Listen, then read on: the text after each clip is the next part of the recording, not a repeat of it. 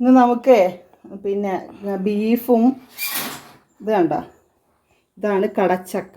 ഞങ്ങളിവിടെ കടച്ചക്ക എന്നാണ് പറയുന്നത്, ചിലർ ശീമച്ചക്ക എന്നും പറയും. ഈ കടച്ചക്കയും ചേർത്ത് നമുക്കൊരു വറുത്തരച്ചൊരു കറി ഉണ്ടാക്കാം. അതിനായിട്ട് ആദ്യം നമുക്ക് ബീഫ് വേവിക്കാനിടണം. ബീഫ് കുക്കറിലോട്ടിടുവാണ്.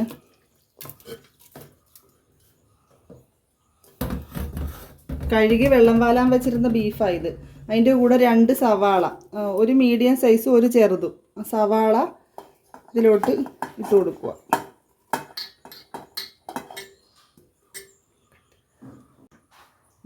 ഒരു ചെറിയൊരു പിടി വെളുത്തുള്ളി ഉലിച്ച് ക്ലീൻ ആക്കിയതും ഈ ബീഫിലോട്ട് ഇട്ട് കൊടുക്കുക. പിന്നെ ഈ ഒരു കഷ്ണം ഇഞ്ചി നമുക്കൊന്ന് ചതച്ചെടുക്കണം. ചതച്ചെടുത്ത് ഇതിലോട്ട് ഇടാം. ഇഞ്ചി ചതച്ചെടുത്തിട്ടുണ്ട്, അതും ഇതിലോട്ട് ഇട്ട് കൊടുക്കാം.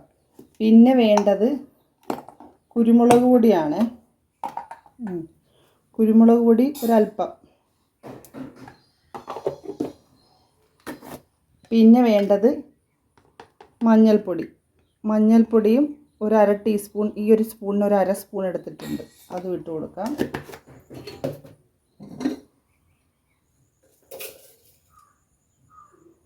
പിന്നെ ഉപ്പിന് ആവശ്യത്തിന് കല്ലുപ്പാണ് ചേർക്കുന്നത്. കല്ലുപ്പും കൂടെ ചേർത്ത്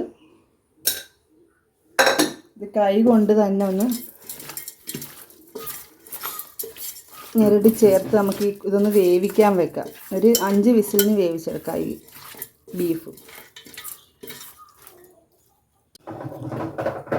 ആ ഒരു ശീമച്ചക്കയുടെ ഒരു പകുതി ചക്ക എടുത്തിട്ടുണ്ട്. അതിനെ ഇങ്ങനെ നീളത്തിൽ മുറിച്ചെടുത്തിട്ട്, ഇത് കണ്ടോ, മുറിച്ചെടുത്തിട്ട് അതിൻ്റെ സെൻറ്ററിൽ നിന്ന് മടലും തൊലിയും ചെത്തിക്കളയണം.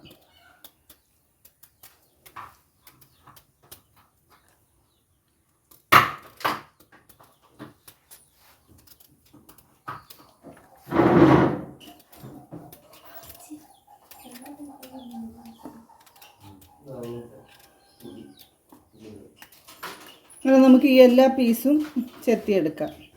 തൊണ്ടും മടലും കളഞ്ഞിട്ട്, തോടും ചെത്തിക്കളഞ്ഞ് മടലും കളഞ്ഞിട്ട് ഞാൻ ഉണ്ടോ കനം കുറച്ച് ഈ നീളത്തിൽ, ഒരുപാട് അങ്ങ് പിന്നാക്കണ്ട, കുറച്ച് കനത്തിൽ ഇങ്ങനെ മുറിച്ച് വെച്ചിട്ടുണ്ട് നീളത്തിൽ. കണ്ടോ? ഇതിനെ നമുക്ക് അരിഞ്ഞെടുക്കാം.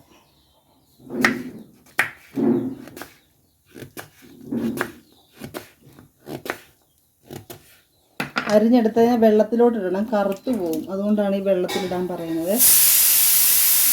വെള്ളത്തിലോട്ടിടണം. ഈ രീതിക്ക് നമുക്കിതെല്ലാം അരിഞ്ഞെടുക്കാം. അപ്പോൾ അത് അരിഞ്ഞ് വെള്ളത്തിലിട്ട് വെച്ചിരുന്ന ശീമച്ചക്ക വെള്ളം ഊറ്റിക്കളഞ്ഞ് ഒരു 2 വെള്ളം കൂടി ഞാൻ കഴുകി എടുത്തുകൊണ്ട് വന്നിട്ടുണ്ട്. അതിനെ ഒരു ചട്ടി അടുപ്പത്ത് വെച്ച് തീ കത്തിച്ച് കൊടുത്തിട്ടുണ്ട്. അതിലോട്ട് ഇട്ട് കൊടുക്കുവാണ്.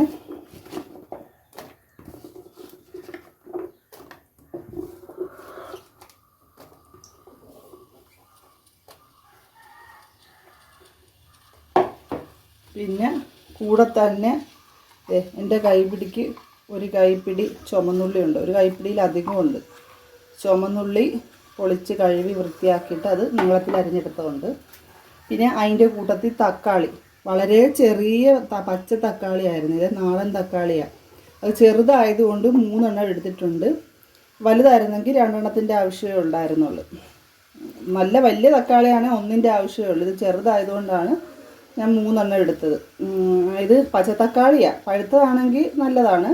എനിക്ക് കൂടുതലും പച്ചത്തക്കാളി കറികളിലൊക്കെ ചേർക്കുന്നത് ഇഷ്ടമാണ്. അതുകൊണ്ട് ഞാൻ എൻ്റെ കൂട്ടുകാരുടെ വെജിറ്റബിൾ ഫാമിൽ നിന്ന് വാങ്ങിച്ചതാണ് പച്ചത്തക്കാളി. ചോദിച്ച് വാങ്ങിച്ചതാണ് പച്ചത്തക്കാളി. പിന്നെ അതേ കറിവേപ്പില, ഒരു 2 തണ്ട് കറിവേപ്പിലയുണ്ട്. പിന്നെ വേണ്ടത് പച്ചമുളക്, അതൊരു 4 പച്ചമുളകും നീളത്തിൽ അരിഞ്ഞെടുത്തിട്ടുണ്ട്. പിന്നെ നമുക്ക് ഇത് വെളിച്ചെണ്ണയിലാണ് വഴറ്റിയെടുക്കുന്നത്. അപ്പോൾ ദേ ഈ ടേബിൾ സ്പൂണിന്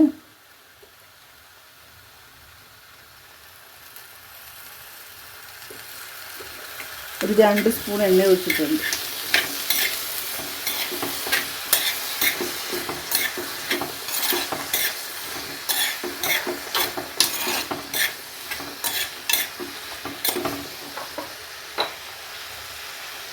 ഉപ്പും കൂടി ചേർത്ത് കൊടുക്കാം. നമുക്കിതൊരു ചെറിയ ഫ്ലെയിം കുറച്ചിട്ട് ചെറിയ തീയിൽ ഇത് വേവിച്ചെടുക്കണം, അല്ലെങ്കിൽ കരിഞ്ഞു പോകും. അതുകൊണ്ടാണ് ചെറിയ തീയിൽ വേവിക്കാൻ പറയുന്നത്. അപ്പോൾ ദേ അടുപ്പിൽ നമ്മുടെ ചക്ക വേവാൻ ഞാൻ മൂടി വെച്ചിട്ടുണ്ട് ഒരടുപ്പിൽ.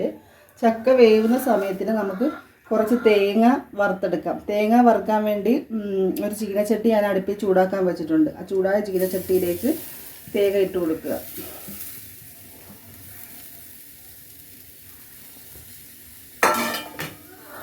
ആ തേങ്ങയിലോട്ട് നമ്മൾ ബീഫ് വേവിക്കാൻ വെച്ചപ്പോൾ മഞ്ഞൾപ്പൊടി ചേർത്തിട്ടുണ്ട്. എന്നാലും ഒരു നുള്ളു മഞ്ഞൾപ്പൊടിയും കൂടി ഈ തേങ്ങയിൽ ഇട്ട് കൊടുക്കുക. പിന്നെ ഒരു നുള്ളു പെരുംജീരകം. ഇതിനകത്ത് നമ്മൾ ഗരം മസാല ചേർക്കും. ഗരം മസാല ഞാൻ പൊടിച്ചതാണ് ഓൾറെഡി. അതിനകത്ത് പെരുംജീരകമൊക്കെ ചേർത്തിട്ടാണ് പൊടിച്ചത്. എന്നാലും ഒരു നുള്ളു പെരുംജീരകം കൂടി ഞാൻ ഇതിലോട്ട് ചേർക്കുക. ഇത്രയും ചേർത്ത് നമുക്കിതിനെ വറുത്തെടുക്കാം. ഇതേ അപ്പം നമ്മുടെ തേങ്ങ നല്ലോണം മൂത്തിട്ടുണ്ട്. അപ്പം നല്ല ഫ്ലെയിം നല്ലതായിട്ട് കുറച്ച് വയ്ക്കുക. കുറച്ച് വെച്ചിട്ട് ഇതേ മുളക് പൊടി ഈ ഒരു സ്പൂണിന് ഒരു 2 സ്പൂൺ മുളക് പൊടി,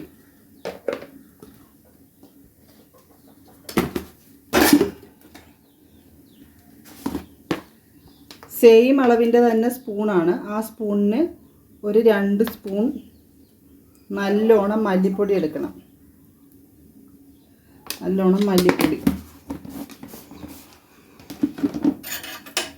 ഇതൊന്ന് ഇളക്കണം. എനിക്ക് അതിൻ്റെ പച്ചമണം ഒന്ന് മാറാൻ വേണ്ടിയാണ്. ഈ തേങ്ങായി വഴറ്റി പൊടി ഒന്ന് മൂത്തതിൻ്റെ പച്ചമണം മാറാൻ വേണ്ടിയാണ്.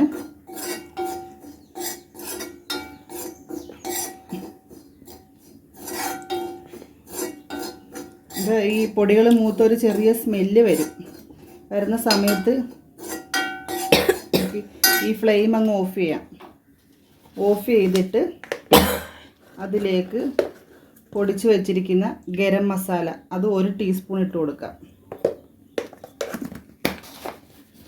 അതും കൂടെ ചേർത്തതൊന്ന് നല്ലോണം മിക്സ് ആക്കിയിട്ട് നമുക്കിത് മിക്സിയുടെ ജാറിൽ ഒന്ന് പൊടിച്ചിട്ട് കുറച്ച് വെള്ളം കൂടി ചേർത്ത് നല്ല പേസ്റ്റ് പോലെ അരച്ചെടുക്കാം.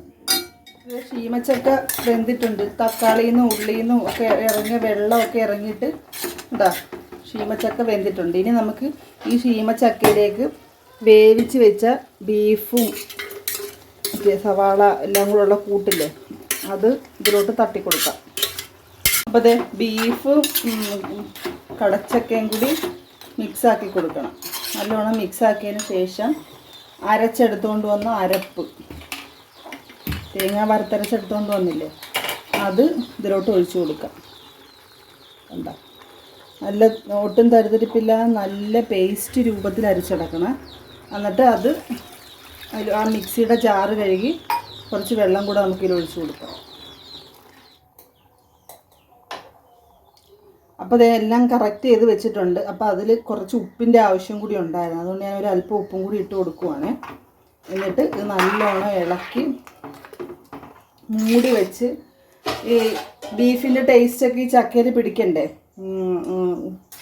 ഈ അരപ്പും ചക്കയും ബീഫും എല്ലാം കൂടി ചേർന്ന് ഒന്ന് യോജിക്കുന്നത് വരെ ഒന്ന് തിളപ്പിക്കണം. മൂടി വെച്ച് നമുക്കൊന്ന് തിളപ്പിച്ചെടുക്കാം. ഒരു 5 മിനിറ്റ് വേണ്ട, നല്ലോണം ഒന്ന് കിട്ടിയാൽ മാത്രം മതി. ഇതേ നമ്മുടെ ബീഫും പിന്നെ കടച്ചക്കയും കൂടിയുള്ള കറി ഇവിടെ നല്ലോണം തിളച്ച് റെഡിയായിട്ടുണ്ട്. ഇതുണ്ടോ, നല്ലൊരു മണവും നല്ല ടേസ്റ്റുമാണ് ഈ കറിക്ക്. ഈ ഇറച്ചിയിൽ വെന്ത ഈ കടച്ചക്ക കഴിക്കാനായിട്ട് നല്ല ടേസ്റ്റാണ്. നമുക്കിങ്ങനെ ഈ രീതിയിൽ ചെമ്മീൻ ചേർത്തിട്ടും കടച്ചക്ക കറി വയ്ക്കാം. അതിനകത്ത് ഗരം മസാല ചേർക്കത്തില്ല. ഫിഷ് എന്ത് ഐറ്റം കറി വെച്ചാലും നമ്മൾ ഗരം മസാലപ്പൊടി ചേർക്കത്തില്ല.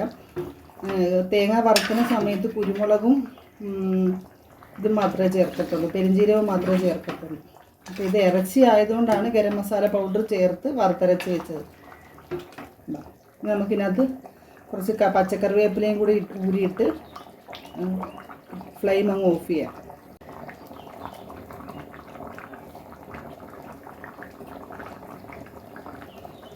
കറിവേപ്പില ഇട്ട് കൊടുത്തിട്ടുണ്ട്. ഫ്ലെയിം അങ്ങ് ഓഫ് ചെയ്യുവാണ്. എന്താ നമുക്കൊന്ന് പകുതിക്ക് മൂടി വയ്ക്കാം. കാരണം ഇതിൻ്റെ ആവി പോകണം. ഫുള്ള് മൂടി വെച്ചിട്ടുണ്ട്, ഈ ആവി വെള്ളം എല്ലാം ഇതിനകത്ത് വീഴും.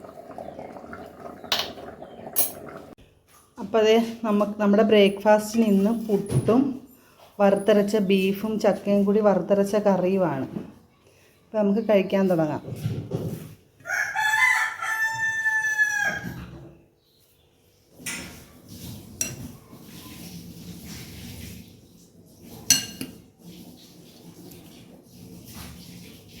ഞങ്ങൾ കഴിക്കാൻ പോവുകയാണേ. Okay, thank you.